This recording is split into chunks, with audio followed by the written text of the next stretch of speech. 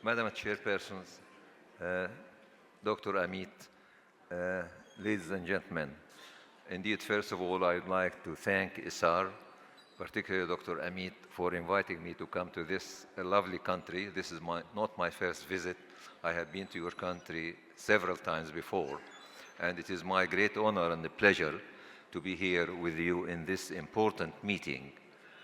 The fact that I have been asked to deliver this presentation, really I was thrilled to be asked to do and to enjoy such a great honor. But when I was sitting down there right now, listening to my young colleague, Dr. Chimiti, I was really impressed. And certainly I'm not in a competing condition with the youth, with the technology, and the science which he delivered. So a big thank you for you. The topic I've been asked to address, that's the critical systematic review and meta-analysis of risk factors for fertility problem in a globalized world. And in fact, the previous speakers as well alluded to this in some slides of her presentation.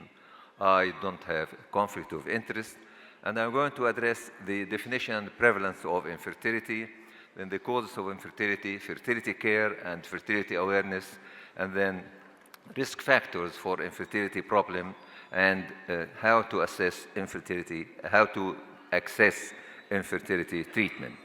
I just highlight that infertility is a disease, as was defined by WHO. It is a disease of the male or female reproductive system defined by failure to achieve pregnancy within 12 months of regular unprotected sexual intercourse. We all know this, but also the fact that because it is a disease, it is a disability, and infertility stands at the 5th on the list of moderate and severe disabilities in the age group of 0 to 59. The recent publication of WHO have indicated that approximately 1 in 6 people have experienced infertility at some stage in their lives globally. And the prevalence is different whether we are talking about lifetime risk or we are talking about a period risk of infertility. And the same study also had shown that the prevalence of infertility in different continents is almost the same. However, although this study indicated that the similar prevalence of infertility across all the world, yet the socio-cultural burden and the gender suffering of involuntary childlessness are disproportionately high in the developing South, as my previous speaker mentioned.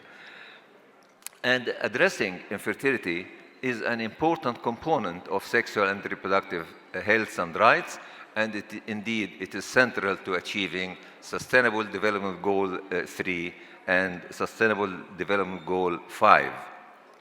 Recently, IFFS composed a group of experts from all over the world, and they issued an IFFS consensus. And for the first time, IFFS linked declining global fertility rate and the implications for family planning and family building.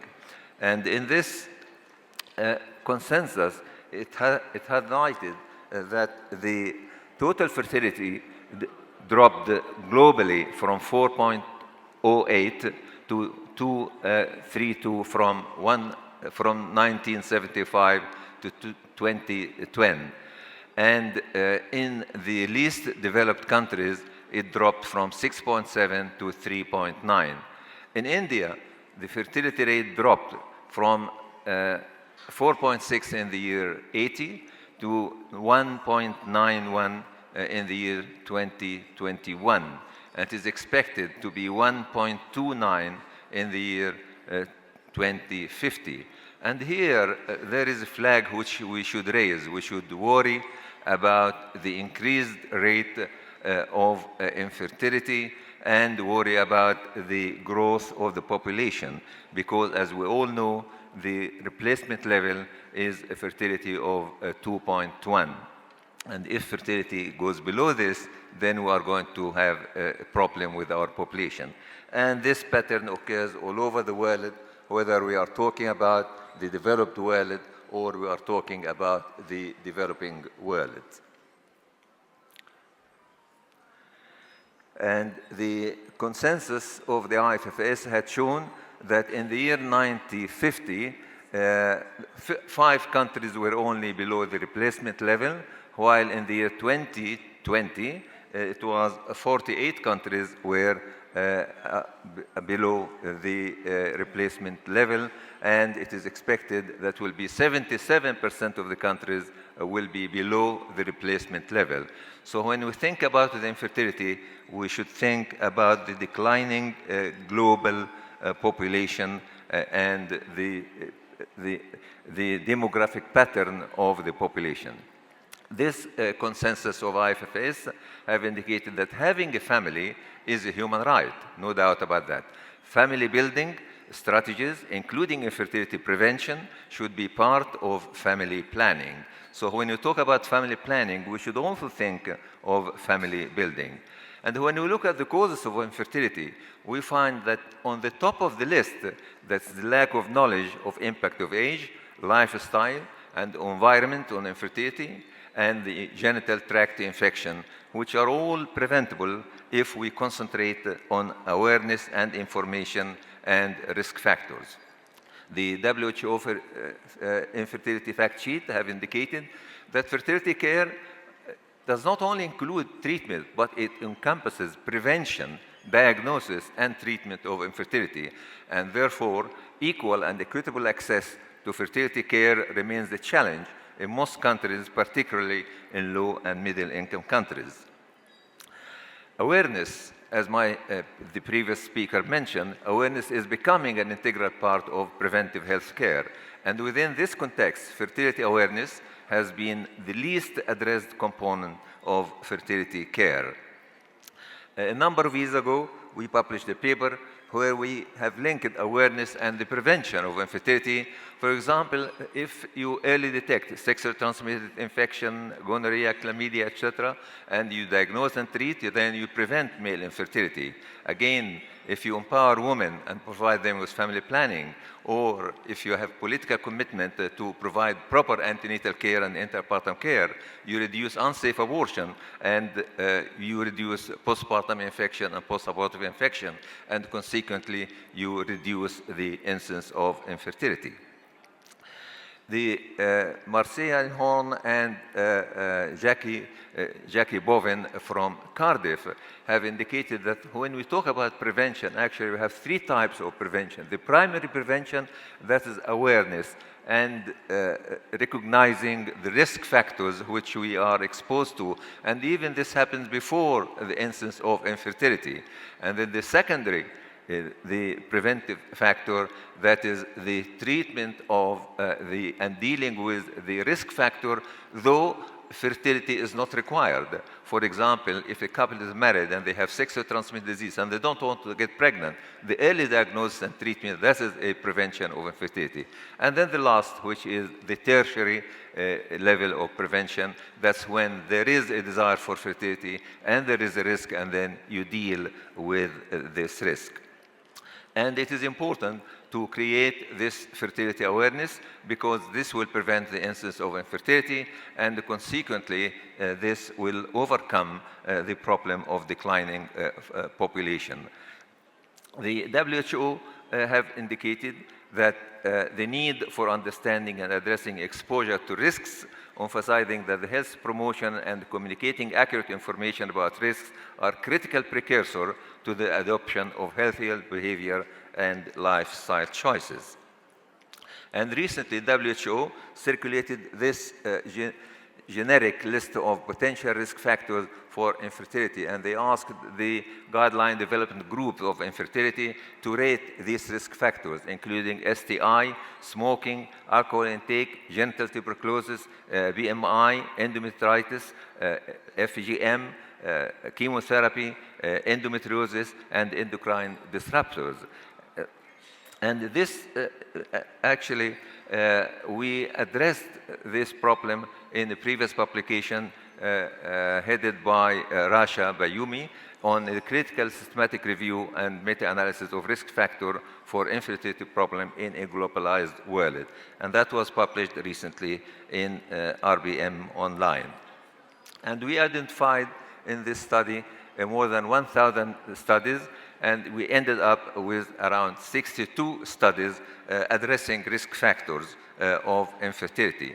And these 62 studies included 5 on genital tuberculosis, 10 on HIV/AIDS, 11 on bacterial vaginosis, 25 on consanguinity, which is common in the Middle East part, female genital mutilation cutting, dilatation and curettage, and vitamin D deficiency, and finally smoking. And I shall go through these risk factors as we found in that systematic review and the meta-analysis. And when we were looking at this, we looked at the literature search, as I mentioned, and we consulted also with fertility care experts, and we also looked at the surveys of international fertility experts. And we looked at whether this risk factor is associated with the incidence of infertility, and if so, how does it cause so? And we looked at the risk factor, how does it affect, what mechanism it follows? Is it a biological, or is it behavioral, or is it clinical?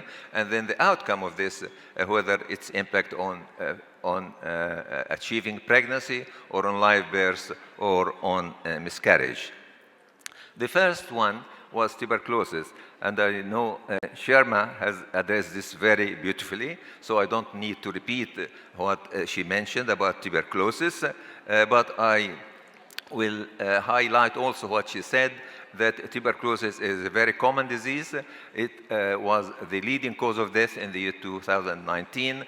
10.6 million people fell ill with tuberculosis in the year 2019, and there are 1.6 million deaths due to tuberculosis in the year 2021. Well, it's caused by Mycobacterium tuberculosis, and female genital tuberculosis is potentially causes fallopian tube and endometrial lesion, resulting in subfertility and the pregnancy loss. And furthermore, Mycobacterium tuberculosis in other systems, as pulmonary tuberculosis, was reported to affect the pregnancy and delivery outcome. And in our systematic review and meta-analysis, we found that female with genital tuberculosis were at 9-fold risk of infertility than females without genital tuberculosis. And they were more likely to have primary infertility than secondary infertility, and they were equally to report amenorrhea. And when we looked at sexually transmitted diseases, which is widespread worldwide, the burden of sexually transmitted disease indeed is greatest in low-income countries and middle-income countries. And in the year 2020, WHO have estimated more than 370 million new infections occurred due to Treponema pallidum, syphilis, chlamydia, gonorrhea, and trichomoniasis. Additionally, viral sexually transmitted diseases can be long-lasting as HPV or lifelong herpes simplex, will affect hundreds of millions of people worldwide at any point of time. So sexually transmitted diseases are a major cause of infertility. Sexually transmitted disease can lead to multiple adverse sexual reproductive health outcomes, including cervical cancer, infertility, increased vulnerability to HIV, pregnancy complication, and congenital infection. What we found in our meta-analysis and systematic review that HIV-positive female had fewer cumulative pregnancies than HIV female. They had almost 3-fold risk of inability to become pregnant. They were equally likely to report miscarriage as the HIV negative group. And the HIV positive groups were more likely to have amenorrhea than HIV groups. HIV groups were equally likely to have FSH over 25 international units as HIV negative. when we looked at the bacterial vaginosis, female with bacterial vaginosis were more likely to be infertile than female without bacterial vaginosis.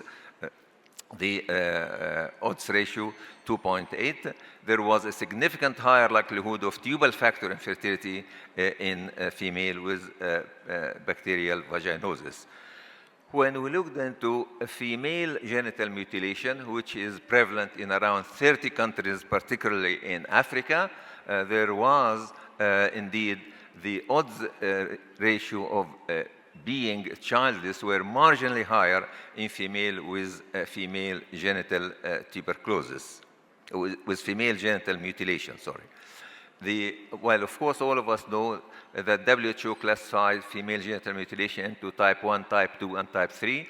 Twofold risk of tubal factor infertility in female with female genital mutilation type 2 and type 3, but not type 1 compared with type 1. And also consanguinity is one of the topics which is common, is one of the practices which is common in the Middle East, and we found that no difference was found in the average time to first birth, odds ratio 0.24, or miscarriage, and there was no association with childlessness. Consanguineous couples had significantly more pregnancy and live births than unrelated couples. However, with consanguinity, we have more stillbirths and neonatal deaths. The odds ratio here 1.2. Neonatal deaths also was higher, 1.5. The dilatation curettage, which is one of the common practices which we used to do in the past, a cross-sectional study showed female who had a history of DNC as part of infertility investigation had significantly more PID than female who had no such history. And females who had undergone DNC to remove retained products of conception experienced a longer time to pregnancy and more new infertility diagnosis compared with female who had undergone hysteroscopy. Females who had undergone DNC developed more gynecological diseases as inflammation of the fallopian tube, endometriosis, irregular uterine bleeding, menstrual irregularity than female who had vacuum aspiration or received the prostaglandins. Vitamin D, we did not find the studies, but we depended on the last meta-analysis which was done on this, and there was no molecular and epidemiological evidence suggesting vitamin D involvement in physiological process of markers of the ovarian reserve. And molecular evidence suggests that vitamin D could modulate inflammation and proliferation in endometriosis, but epidemiological evidence was inconsistent. Smoking, all of us are aware of the negative impact of smoking on fertility, whether male fertility or female infertility. And one of the new modalities of smoking, that is water pipe smoking, which is very prevalent in the Middle East, and also it is being practiced in many countries in Europe. The WHO reported that water pipe smoking is just as harmful as cigarette smoking, and indeed it is more harmful than cigarette smoking. Having 1 hour of water pipe smoking is equivalent to 100 to 200 times volume of smoke in the cigarette. Also, similarly, electronic smoking is just as harmful as conventional smoking. And when we looked into the impact of these factors, depending upon whether we drew it from our meta-analysis and systematic review, or from other factors as well as the opinion and narrative reports of experts in this field. And we came to the conclusion that there are risk factors which are prevalent all over the world, and this represented by the blue boxes, which are applicable to developed countries as well as developing countries. But when you go to the green boxes, then these are mostly relevant in the developing countries. And one example of this, that is cultural, ritual, and practices. Excuse me. And as a part of the cultural and ritual practices, because evidence from narrative reviews of risk factors from sub-Saharan Africa, India, subcontinent, and the Middle East suggests that socioeconomic religious cultural factors affect risk factors of female infertility problem and access to care. And it does not only cause infertility, but also affect access to care. And we did a study on this, comparing the practice of ART in Europe and the practice with ART in the Middle East.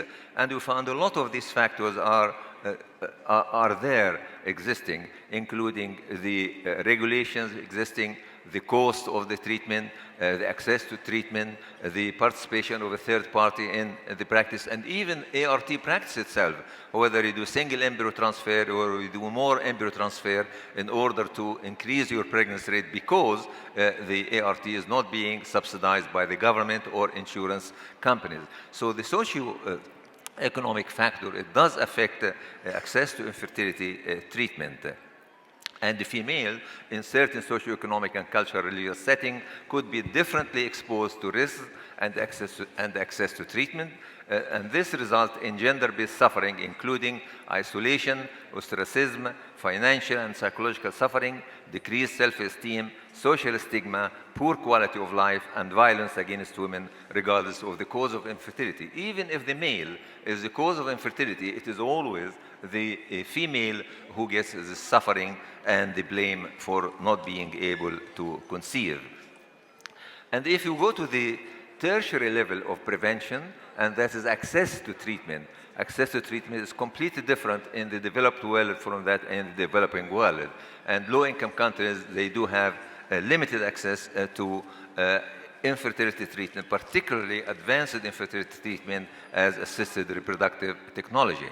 And ASHRAE, long time ago, had calculated that minimally we need 1,500 treatment of 1,500 couples per 1 million population in order to reach the minimal requirement of ART. However, in the developing world, the access to ART is far below this range.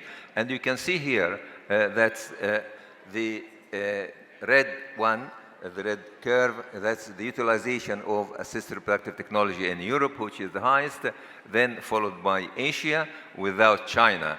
If you add China to Asia, then of course the curve goes right sky high.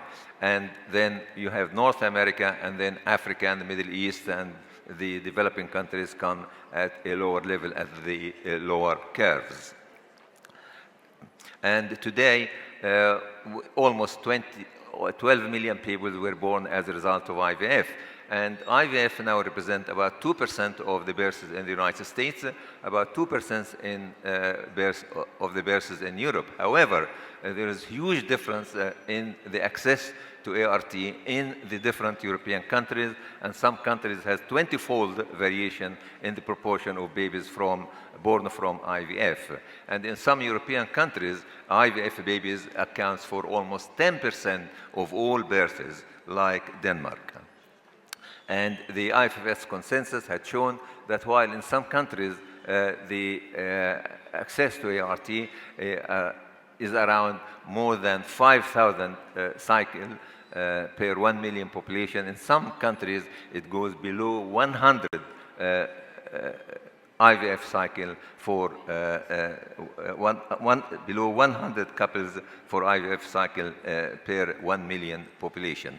So we should really look into how can we improve access to fertility care, including assisted reproductive technology. And this will not be possible without realizing the fertility risk factors and the prevention of infertility, fertility awareness to minimize the need for ART, and increasing public and insurance funding of fertility care, including ART, to develop low-cost, accessible, affordable, and high-quality ART service to reduce complications of fertility care, particularly OHSS and multiple pregnancy, to diminish the social cost of fertility care. So, Mr.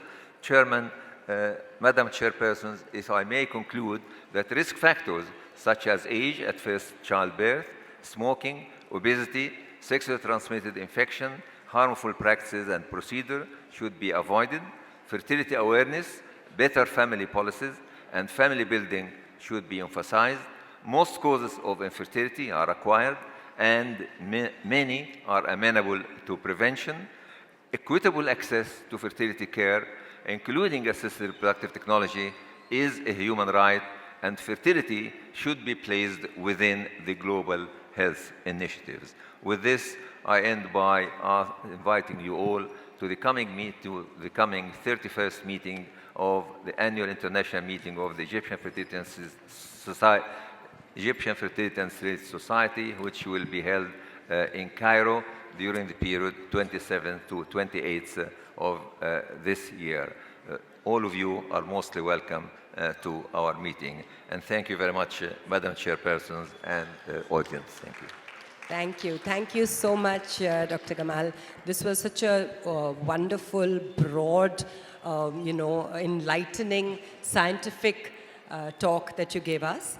And I really loved some of your areas of focus on family building. I think all of us are sort of working towards that terminology.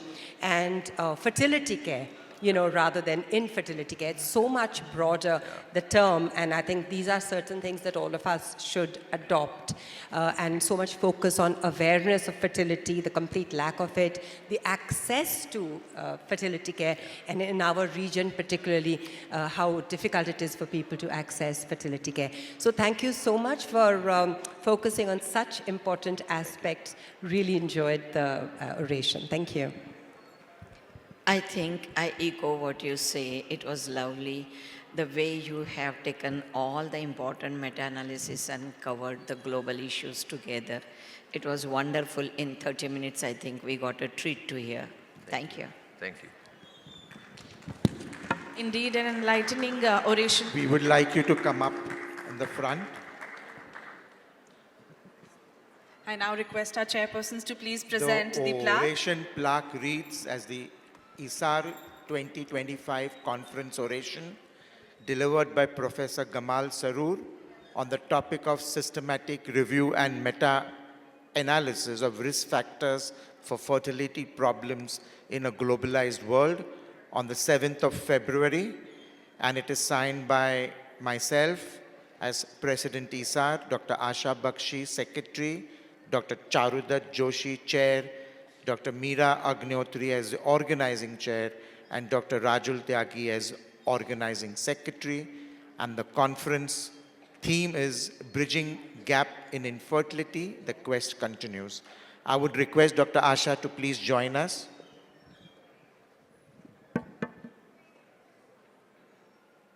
Let's have a huge round of applause, ladies and gentlemen, as we present the plaque to Dr. Gamal.